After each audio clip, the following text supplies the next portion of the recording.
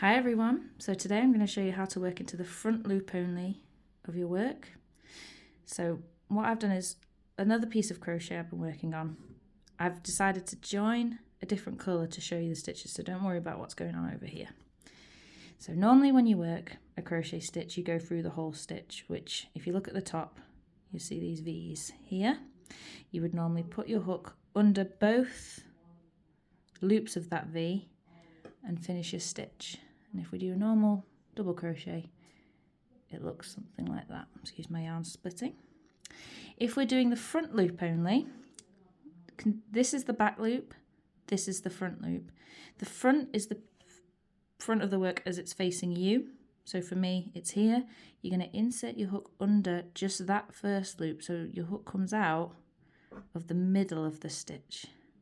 Yarn round and finish your stitch. And I'll show you again. There's your V, under just the front loop and pull round.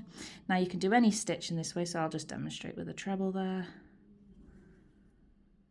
And what this does is, if you can see the difference, this was my normal stitch and these are my front loops only. It sort of just pulls the stitch a little bit higher, and from the back of the work it creates a little bit of a ridge. But I'll make sure to link in the description below how to do a back loop as well. Make sure you're checking out both our left and right handed videos, whichever one you need. But hopefully that's helped clear things up a bit for you. Thank you.